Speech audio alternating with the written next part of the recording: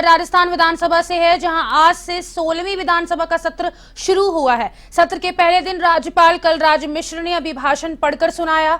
इससे पूर्व राज्यपाल का विधानसभा पहुंचने पर विधानसभा अध्यक्ष वासुदेव देवनानी, मुख्यमंत्री भजनलाल शर्मा, संसदीय कार्य मंत्री जोगाराम पटेल, संसदीय सचिव और मुख्य सचेतक जोगेश्वर गर्ग, डिप्टी सीएम प्रेमचंद बैरवा, दिया कुमारी ने स्वागत किया। सदन की कार्रवाई शुरू होने के साथ ही राष्ट्रीय लोकतांत्रिक पार्टी के विधायक हनुमान बेनीवाल ने आरपीएससी को भंग करने की मांग उठाई।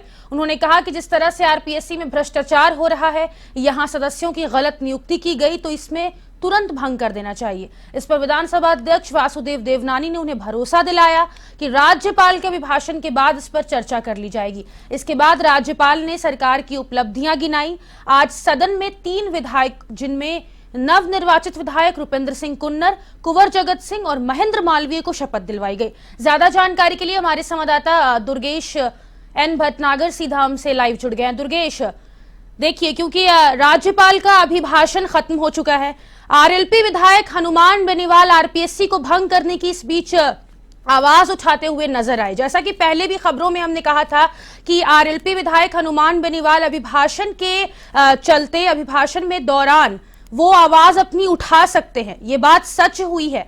अभी तक क्या कुछ अपडेट है विधानसभा सत्र को लेकर आपके पास? बता दूं कि अब विधानसभा जो है 12:25 तक के लिए स्थगित कर दी गई। उसके बाद वापस से जो है वो बिजनेस शुरू होगा। देखिए, आज जैसे ही अभिभाषण शुरू हुआ और जो आरएलपी के विधायक है हनुमान बेनीवाल, वो पर्ची लेके और सामने आगे बैल में उतर गए। उन्होंने एक पोस्टर लेकर वो पहुंचे थे और नारे लगाने लगे। तो सत्ता पक्ष के जो विधायक हैं, संसदीय कार्य मंत्री जोगाराम पटेल और मदन दिलावर, उनके साथ उनकी थोड़ी सी तीखी बहस भी हुई। उन्होंने अपनी सीट पर भी हुई। उन्होंने अपनी सीट पर जाने के लिए उनको आग्रह किया, लेकिन इसके बावजूद भी वो नहीं माने। यहाँ तक कि जो राज्यपाल के जो सुरक्षा सलाहकार होते हैं, वो भी उनको जो है वो आंख दिखाते हुए नजर आए, लेकिन वो अपनी जगह से नहीं हटे। वो वेल में आ गए और आरपीएससी भंग करने की जो है वो लगातार जो है वो मांग उठाते रहे। पूरे अभिभाषण में वो वेल में ही बैठे रहे और सत्ता पक्ष पर कटाक्ष करते रहे। साथ ही विपक्ष को जो है वो वेल में आने के लिए अनुरोध उन्होंने करते रहे, लेकिन इसी बीच जो है वो अभिभाषण जो है राज्यपाल ने पढ़ा। पूरा जो सरकार का खाका है, किस तरीके से आगे आने वाले दिनों में सरकार काम करेगी और अब तक किस तरीके से जो योजनाओं को लेकर अब तक के जो काम हुए हैं उसको लेकर जो है राज्यपाल ने बात रखी है। देखिए, शुरुआत जो है आज नापक्ष लॉबी में विपक्ष की विधायक दल की बैठक हुई। इसके अंदर किस तरीके से फ्लोर मैनेजमेंट देखना है, और क्योंकि टीकाराम जूली जो है पहली बार जो है नेता प्रतिपक्ष के तौर पर आज सदन में पहुंचे थे, तो उससे पहले जो है विधायक दल की जो विपक्ष के विधायक दल की जो बैठक हुई, कांग्रेस के विधायक दल की जो बैठक हुई, उसके अंदर आने वाले सदन में चलने वाली कार्यवाही को लेकर सरकार को किस तरीके से घेरना है, उनके ऊपर जो है रणनीति बनाई गई। किस तरीके से उनका फ्लोर मैनेजमेंट रहने वाला है उसको लेकर जो है वो रणनीति बनाई। उसके बाद कार्य सलाहकार समिति की बैठक हुई है, और आपको बता दें कि कार्य सलाहकार समिति के अंदर जो है वो कल विधानसभा की छुट्टी रहने की बात सामने आई है। 23 और 24 जनवरी को जो है वो सदन की कार्रवाई चलेगी। उसके बाद 29, 30 और 31 जनवरी को भी विधानसभा की जो कार्यवाही वो जो है वो आहूत होगी। इस बात पर मुहर जो है कार्य सलाहकार समिति की बैठक में हुई। जब विधानसभा शुरू हुई तो उससे पहले जब राज्यपाल आए तो उनको गार्ड ऑफ ऑनर दिया गया। मुख्यमंत्री और दोनों जो डिप्टी सीएम हैं उन्होंने जो है उनकी अगवानी करी, विधानसभा अध्यक्ष ने उनकी अगवानी करी, और उसके बाद उनको गार्ड ऑफ ऑनर दिया गया। उसके बाद जो है विधानसभा के सदन में राज्यपाल पहुंचे और अभिभाषण शुरू किया। जी दुर्गेश, एक बार जरा जानकारी दीजिएगा, क्योंकि हमेशा हम देखते हैं कि जब विधानसभा सत्र की कार्रवाई होती है उसमें जो मौजूदा सरकार है, जो सत्ता में सरकार है, वो हमेशा बताती है कि उसके आने वाले एजेंडाज क्या रहेंगे, किस तरीके से वो काम करेगी। क्योंकि आज 16वीं विधानसभा का पहला सत्र है, तो क्या पहले दिन विपक्ष हंगामे करने के आसार सामने आ रहे हैं? क्या पहले दिन जरूरी होता है विपक्ष का हंगामा करना? क्या दूसरे दिन से ये जो हंगामे करने के आसार, ये दूसरे दिन शुरू नहीं हो सकता? इसकी जानकारी दीजिएगा।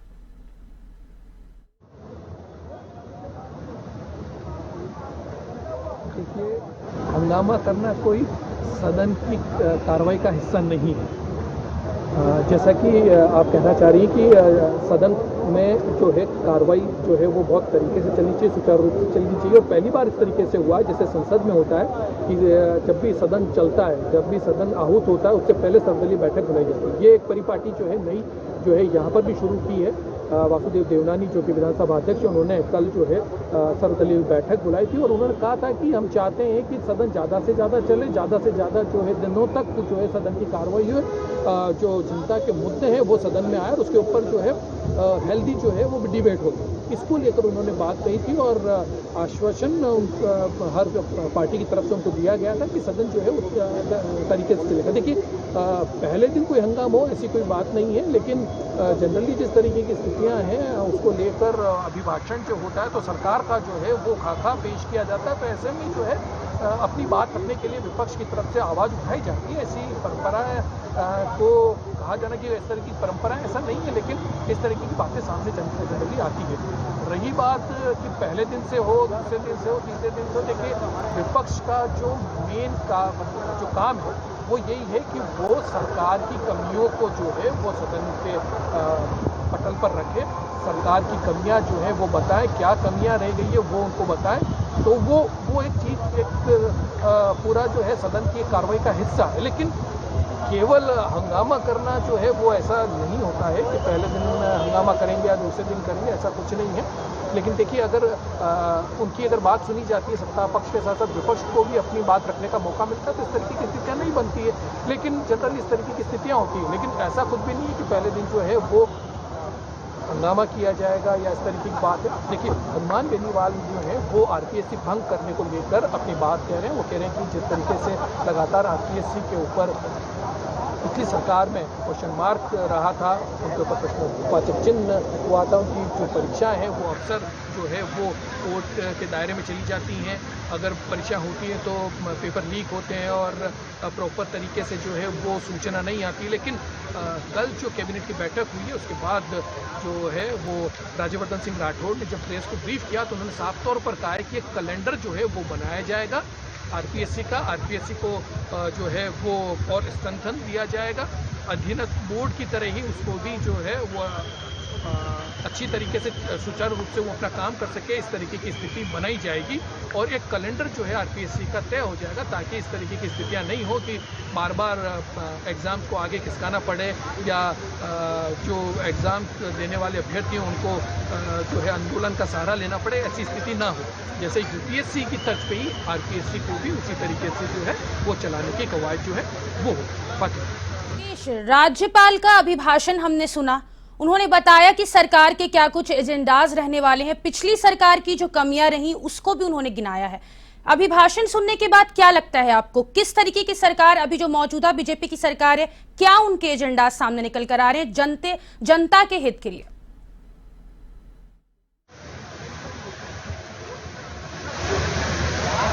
देखिए, हमको ये समझना होगा कि ये सरकार होती है वो आम आदमी के लिए, जनता के लिए, प्रदेशवासियों के हितों की उनकी रक्षा करने के लिए उनके लिए कानून बनाती है।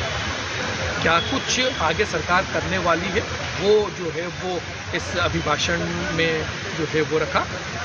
अभी तक का अभिभाषण में जो है आज तक जब से सरकार का गठन हुआ है उससे लेकर आज तक जो काम किए उसका एक खाका जो है वो अभिभाषण में तय किया गया होता है कि उसमें जो है सरकार ने क्या क्या चीज़ें अब तक की हैं और आगे आने वाले दिनों में किस तरीके से वो आगे अपनी सरकार को चलाएगी, क्या कुछ नियम कायदे बनेंगे वो अब आगे जैसे जैसे बिजनेस तय होगा विधानसभा का उसमें वो सारी चीज़ें होंगी। देखिए, विधानसभा का मूल कार्य जो है वो विधेयकों को पास करना, कानूनों को बनाना, ये कार्य।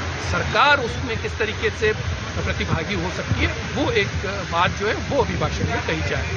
तो अब सरकार जो है अपने आगे के एजेंडाज को जो है वो सामने रखा है उसको, और आगे जो है किस तरीके से कानून की मदद से उनको आगे लागू किया जाएगा वो सारा जो है वो अभिभाषण में कहा गया है।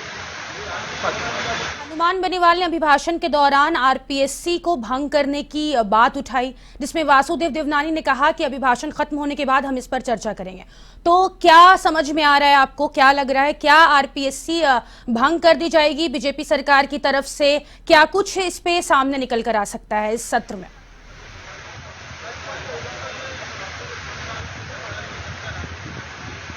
देखिए, आरपीएससी भंग करना विधानसभा का काम नहीं है।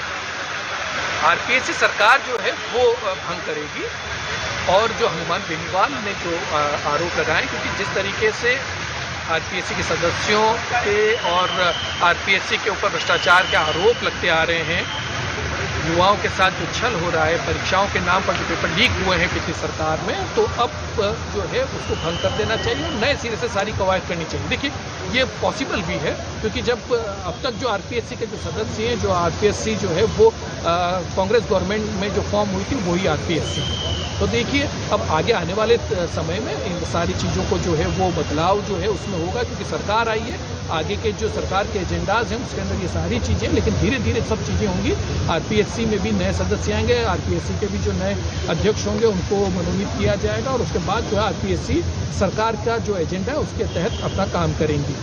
तो ये सारी चीज़ें, हनुमान बेनीवाल का यही कहना था कि इसको भंग कर दिया जाना था, तुरंत प्रभाव से भंग कर दिया जाना चाहिए, और इसकी मांग करी। और इसको लेकर वासुदेव देवनानी ने साफ तौर पर कहा है कि इस पर जो है अभिभाषण के बाद बात की जाएगी। और उसके बाद जब अभिभाषण खत्म हुआ तो वो राज्यपाल से भी इस बात को कहते हुए नजर आया। राज्यपाल ने भी जो है उन्होंने इशारों में कहा कि इसके बारे में बाद में बातचीत की जाएगी, वो उनको बुलाएंगे भी इन सारी चीज़ों को लेकर और संज्ञान लें। तो इस तरीके की स्थिति है। अब क्या कुछ होगा वो आने वाले टाइम में, आने वाले समय में पता चलेगा।